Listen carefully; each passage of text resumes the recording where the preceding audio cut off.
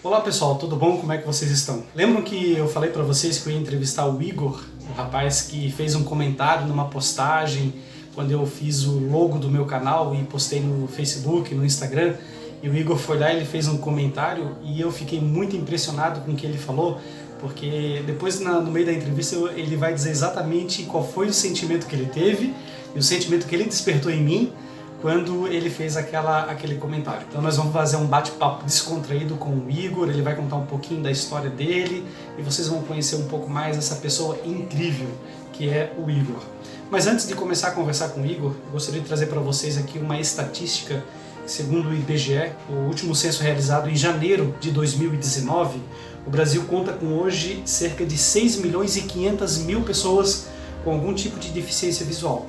E desses 6 milhões e 500 mil, 682 mil são cegas, pessoas cegas, e 6 milhões de pessoas com baixa visão. O Igor, ele está enquadrado no meio das 582 mil pessoas. Ele é cego totalmente, o Igor não tem nenhum tipo de visão. Então o nome do Igor completo se chama Igor Nunes.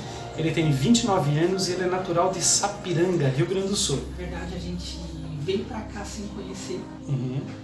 Floripa mesmo eu nunca tinha vindo, né? Certo. Mas a gente morou em Sapiranga no meu nascimento até meu 2 anos. Depois, com 3 anos, a gente morou em Nova Hartz. Certo. Um ano mais ou menos, que é uma outra cidade do Rio Grande do Sul.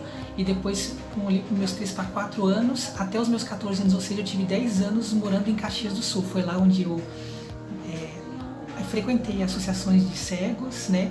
Fiz o meu colegial, tanto primário como o ginásio, ali que da 5ª a 8ª, né? Hoje no 9º ano, mas na época era 8ª, né? Sim. E comecei o meu primeiro ano, foi onde eu fui até a metade, depois eu parei para poder vir embora para cá. Entendi. Então em Caxias que eu tive contato com todo o meu desenvolvimento, né? E aqui eu de fato terminei meus estudos e me reabilitei. Então aí está um breve histórico, começo de vida ali, né, nas cidades que ele morou. Agora, Igor, eu gostaria de saber de você como que aconteceu e quando aconteceu o teu problema de visão. Então, a minha mãe, ela teve uma gestação até o 7º mês e eu acabei nascendo, né, nessa época e tive que ir para incubadora, ali como todo prematuro. Eu tinha 1,670 kg, né. Segundo o que foi me contado, eu fiquei muito ruim, né? Eu tava com má formação ainda pulmonar, eu tive problemas, né, respiratórios, então até ganhar peso e ter essa formação completa, eu necessitei de cuidados, né, intensivos ali. Certo. Quando foi depois que eu voltei para casa e tudo, até então a minha mãe não tinha conhecimento do meu problema de visão. Tudo que ela soube é que o neonatal foi feito de forma que devia ser feito, né? E eu voltei para casa. Então ela começou a notar, no decorrer do tempo, que eu não direcionava os olhos quando simplesmente se exibiam objetos ou coisas, mas eu queria pegar as coisas quando tinha sons. Aí ela viu que eu não direcionava os olhos, ela viu que isso ficava cada vez mais evidente quando me amamentava. Passavam-se os meses e isso não passava de jeito nenhum. E quando foi... depois de um tempo com maratonas e exames, porque depois chegou num ponto até o pediatra achou que eu devia fazer os exames, quando eu tive meus, acho que 9 para 10 meses que veio à tona, então o resultado final que eu tive retinopatia da prematuridade, ou seja, quando eu estava na incubadora, o oxigênio descolou a retina, então problemas ali, né, tanto é que os meus olhos, quem vê assim, se olhar bem a fundo, vê que tem uma diferença, né, formou catarata e tudo, então, mas tem uma má formação em todo o meu globo ocular e eu acabo que hoje eu só tenho percepção mesmo de luz e de vultos e a imagem, né, não passa por conta do descolamento da retina. Entendi. Né? Então você tem uma sensibilidade, alguma luminosidade? A luz, sim. Só que hoje está perdendo, por exemplo, assim, lâmpadas, lanternas, eu não enxergo mais, as luzes mais assim periféricas, agora a global, como a luz solar, ou seja, que me possibilita saber quando é dia, quando é noite, né?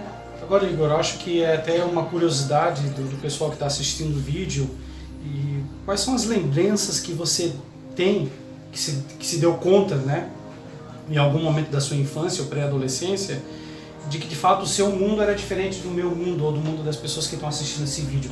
Em que momento você tem essa lembrança ou se não tem, enfim, conta pra nós sobre isso. Não tem nenhuma, na verdade claro, eu tive que, como toda criança, ser conscientizado de que eu não tinha visão, com o tempo, claro que eu fui sentindo por mim mesmo isso, né, mas existe um fato, diferentemente de uma pessoa que perdeu a visão depois, então quem, no caso, ou nasceu ou adquiriu ali na congênita, que é bem no decorrer, né, quando ainda bebê, que as lembranças não estão formadas, porque nós temos o nosso inconsciente e tudo que é, quando é de bebê, a gente não tem memórias, né? Sim. Então não tem um impacto, é como se eu nunca tivesse visto. Fui criado, no caso eu cresci, tive toda a reabilitação, apoio da família, então isso não me trouxe nenhum transtorno, nada, eu tenho essa aceitação. Você falou que até um pouquinho antes, aqui a gente estava conversando em off, você disse que foi muito preparado, né, na escola psicologicamente, né? Como que foi esse preparo? Conta pra nós aqui. Não, pelo simples fato de eu ter acompanhado já, ter acompanhamento com uma associação própria para cegos, porque assim como tem a PAI, assim como tem outras associações para vários tipos de deficiências, né, no Brasil inteiro vai espalhado associações para cegos. Então, hoje em Caxias tem duas, daqui eu frequentava já saiu mais outra, né?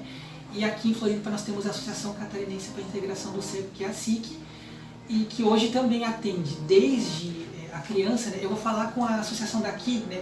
Porque fica mais fácil a gente falar numa linguagem mais, né, para as pessoas que vão procurar aqui, né? Eu tenho certeza que muitas pessoas aqui da localidade vão...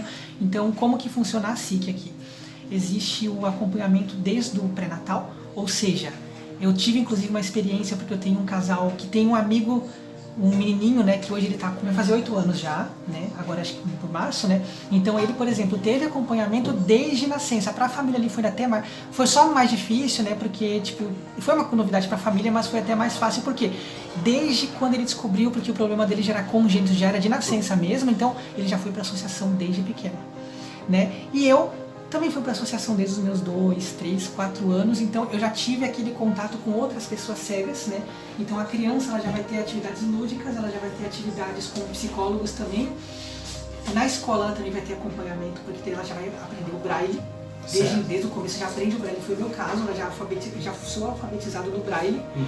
E hoje com a tecnologia que a gente tem, que no meu caso também nos anos 90, né, estava já sendo introduzido, né? A gente tem todo já o contato com tecnologia, então a gente tem todo o apoio o tempo inteiro. A Associação de Cegos ela já é para ajudar, inclusive a outras atividades, como poder se virar sozinho, poder desde ter um conhecimento de como é a vestimenta, a vestuário, a higiene, cuidados com a casa, andar sozinho. Então, por eu ter já esse suporte com a associação, por a minha mãe já ter me levado numa associação desde que eu era pequeno, porque ela já esteve informada disso, eu não tive problemas, né?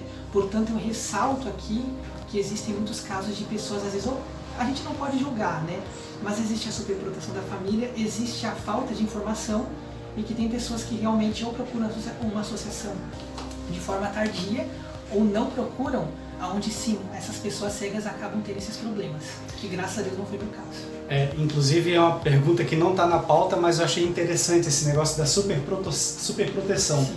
É normal essa superproteção, então, dos parentes, familiares? A sua mãe era super protetora? Eles são as preocupações, mas eu tenho que agradecer, porque tem pais que são muito mais superprotetores, a ponto de a pessoa cega simplesmente ter os seus 20, 30 anos, às vezes 40, 50, e eu conheço pessoas nessa situação, né? Que não sabem se virar sozinho ou que tem alguns maneirismos, alguns comportamentos por conta da superproteção familiar. Tipo, deu tudo na mão. E essas pessoas, infelizmente, elas passam a vida em associação. Tem colegas que passam a vida em associação por conta da superproteção familiar. E aí que está o porém. As pessoas, elas precisam ter essa desenvoltura, entendeu? Elas precisam ter essa desenvoltura e muitas vezes o que os familiares vão fazer ajudando, né? Apoiando, andando, sabendo como que é. Ô Igor, agora quais são as limitações que você mais enfrenta hoje como deficiente visual? A primeira, eu acho que não rara, é o ato de andar sozinho, então nos trajetos porém não tão fáceis. Hoje em dia a gente precisa sempre de ajuda, mas existem lugares que poderiam estar melhor, até mesmo aqui na localidade tem muita rua que não está pavimentada conforme a gente precisaria estar, né? Acessibilidade no ir e vir. O mercado de trabalho, embora esteja melhorando bastante, mas ainda existem bastante barreiras, porque a gente sabe que existe a questão do preconceito em si, as questões também envolvendo a própria tecnologia em si, porque embora exista muitas coisas, mas existem aquelas inúmeras coisas que estão precisando se adequar e muitas não têm essa adequação, todas muito visuais. Certo. Quando envolve assim questão que não tem uma forma de adaptar ou não se encontrou uma forma de adaptar, todos os quesitos, né, tanto tecnológico como outras atividades também, né? A falta de conhecimento mesmo, né? Porque a falta de conhecimento gera o quê? Falta de acessibilidade no geral, daí eu posso já trazer pro geral. Certo, muito bem então. Que por mais que tenha conhecimento, tem informação por aí, mas a gente sabe que existe a falta de conhecimento. Então está listada as 5 maiores limitações que eu acredito que as outras pessoas também passam a maior parte dessas limitações, né, Igor? Agora, Igor, o que a medicina hoje, com todo esse avanço tecnológico, com essa ciência aí explodindo mesmo, né? O que a medicina diz sobre o seu caso? O que ela dizia lá no passado? E o que ela diz no futuro? Faz algum tratamento? Tem algum acompanhamento médico? Então, esses últimos anos eu só fui mais para pegar laudos, né? Mas assim, até porque falaram que no meu caso não existe uma evolução como, por exemplo, numa retinose pigmentar, no glaucoma, que tem que estar cuidando muito mais, né? Muito mais mesmo. O glaucoma, por exemplo, envolve a pressão do olho. A retinose tem aquelas perdas constantes até parar num certo grau ou perder tudo, né? Sim. O meu caso estacionou, não tenho que tratar, não tenho dores, não tenho nada, então no caso assim só tem que verificar, né, como é que tá, mas esses anos todos assim, graças a Deus eu não teve nada de uma evolução para uma piora, né? E já aproveitando o ensejo, no meu caso, como a retinopatia da prematuridade envolve a retina, os médicos falaram desde o passado e falam até hoje que se tu tentar manusear alguma coisa para uma melhoria, pode piorar. A gente não sabe como é que vai ser ainda. Para a ciência, existem alguns estudos que eu vi, agora não lembro, mas eles estão tentando fazer algumas coisas, mas está bem falto assim, de informação. Eu não tenho achado muita coisa a respeito da retinopatia. Você usa alguma medicação ou não? Nada, nenhum tipo de medicação. E cirurgia, será que existe alguma possibilidade que reverteria isso? No meu não, porque o médico já tinha falado naquela época, né, e muitos ainda o mesmo parecer, porque uma retinopatia está na retina, se fosse córnea era mais fácil, mas como envolve a retina, como envolve outras questões, eles temem que a gente vá gastar o que temos, o que não temos, e de repente eu perca o resto dessa percepção que seria a mesma luz, a luminosidade que ainda tenho, ou então que de repente talvez não resolva nada e só se gastou aquele tempo, dor desnecessária, medicamento desnecessário, não vai para nada. E você falou da percepção da luz que você tem. Que sensação que você tem ao ter essa percepção?